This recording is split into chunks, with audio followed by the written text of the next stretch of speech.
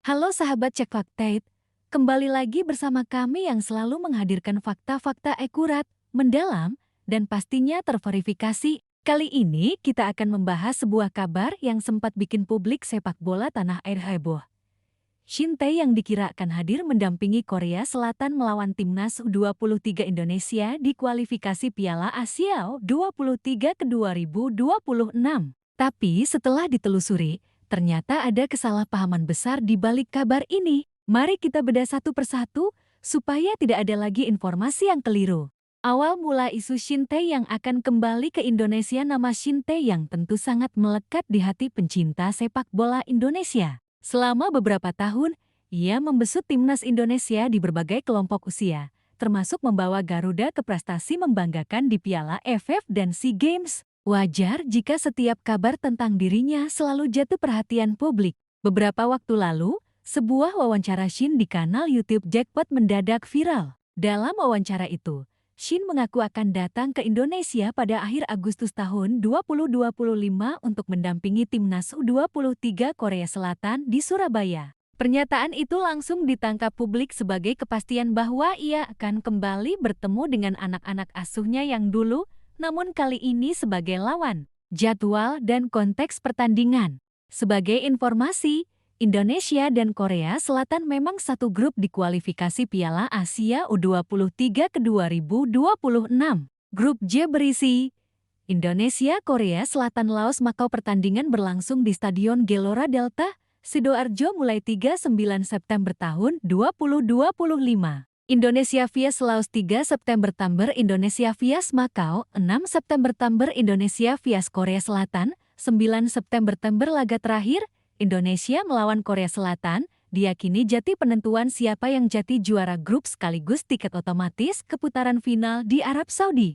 Karena tensi pertandingan yang tinggi, wajar bila kabar Shin hadir mendampingi Korea Selatan langsung bikin heboh. Publik mengira akan ada konflik emosional antara mantan pelatih dengan mantan anak asuhnya. Konteks pernyataan Shin sebelum jadi pelatih Ulsan HD. Namun, yang tidak banyak diketahui orang adalah wawancara itu dilakukan ketika Shin masih menjabat sebagai Wakil Presiden Asosiasi Sepak Bola Korea Selatan KFW. Saat itu, ia memang berencana hadir ke Surabaya bukan sebagai pelatih, melainkan manajer tim yang mewakili federasi.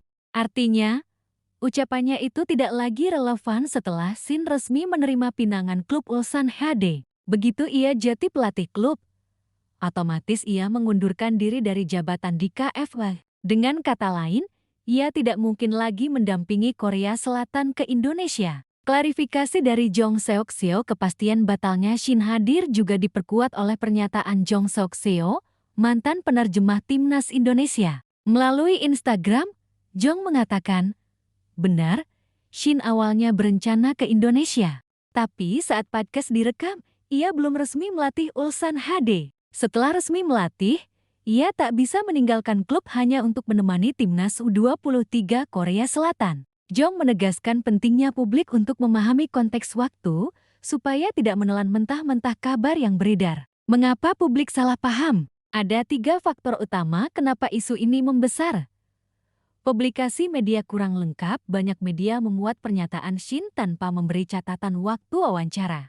Kedekatan emosional Shin dengan Indonesia, publik cepat percaya karena Shin memang sosok yang disayangi supporter Garuda. Judul clickbait media sosial, beberapa akun sengaja membuat judul bombastis agar mendapat perhatian besar. Inilah yang membuat publik salah paham dan mengira Shin akan benar-benar hadir di Surabaya. Apa jadinya kalau Shin benar-benar hadir? Andai Shin Tae yang hadir mendampingi Korea Selatan, setidaknya ada 3 dampak besar.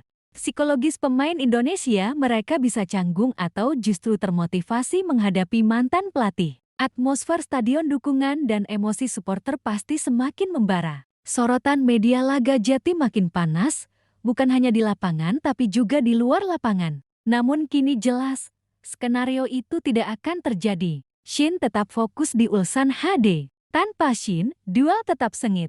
Meski tanpa kehadiran Shin, laga Indonesia vs Korea Selatan tetap akan jadi duel yang syarat gengsi. Di atas kertas, kedua tim adalah favorit juara grup. Laos dan Makau diprediksi akan kesulitan memberi kejutan. Kekuatan Korea Selatan U23 Korea Selatan U23 dikenal kuat, disiplin, dan memiliki kedalaman skuad luar biasa. Banyak pemain mereka adalah produk akademi klub college yang terlatih sejak dini. Tanpa Shin sekalipun, tim ini tetap sangat berbahaya. Sejarah menunjukkan Korea Selatan hampir selalu lolos ke turnamen besar di level usia muda, bahkan sering tembus Olimpiade. Jadi, Garuda Muda wajib tampil 100% jika ingin meraih hasil positif. Keuntungan Indonesia sebagai tuan rumah. Indonesia punya keuntungan besar karena menjadi tuan rumah. Atmosfer Sidoarjo dukungan penuh supporter bisa jadi pemain ke-12. Adaptasi kondisi lapangan pemain lebih terbiasa dengan cuaca dan stadion.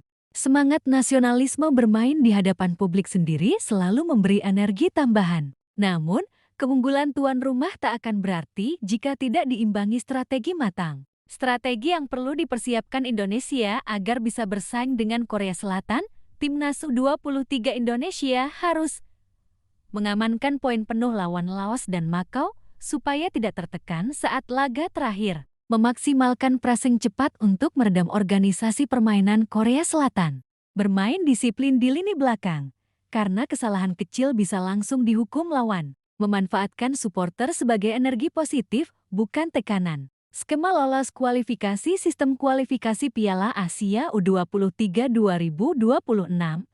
Hanya 11 juara grup yang otomatis lolos, ditambah 4 runner-up terbaik. Itu berarti, Indonesia tidak boleh hanya bergantung pada runner-up. Target utamanya adalah juara grup, meski itu artinya harus mengalahkan Korea Selatan. Duel penentuan harga diri Asia. Pertandingan Indonesia vs Korea Selatan di 9 September tahun 2025 bisa disebut duel harga diri. Bagi Indonesia, ini ajang pembuktian bahwa Garuda Muda bisa sejajar dengan raksasa Asia. Bagi Korea Selatan, mereka ingin mempertahankan reputasi sebagai tim kuat yang sulit dikalahkan. Meskipun tanpa Shin Tae-yang, duel ini tetap akan sangat panas dan menentukan. Pelajaran dari kasus Shin Tae-yang. Kasus kesalahpahaman ini memberi pelajaran penting.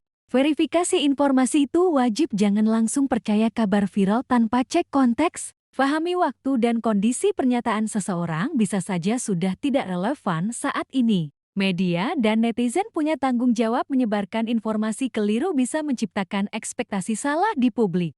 Kabar kehadiran Shin Tae-yang ternyata hanya kesalahpahaman. Faktanya, ia sudah resmi melatih Ulsan HD dan tidak mungkin mendampingi Korea Selatan di Surabaya. Namun, duel Indonesia vs Korea Selatan tetap menarik untuk ditunggu. Ini bukan hanya soal tiket ke Piala Asia U23, tapi juga soal harga diri dan gengsi dua bangsa. Nah, sahabat Cek Fakta, sudah jelas ya bahwa isu Shin Tae yang akan hadir di Sidoarjo itu tidak benar. Ia memang pernah menyampaikan niat tersebut, tapi itu sebelum ia resmi jadi pelatih Ulsan HD. Setelah resmi menukangi klub, otomatis ia tidak bisa lagi mendampingi Korea Selatan. Jadi, mari kita fokus pada fakta sebenarnya.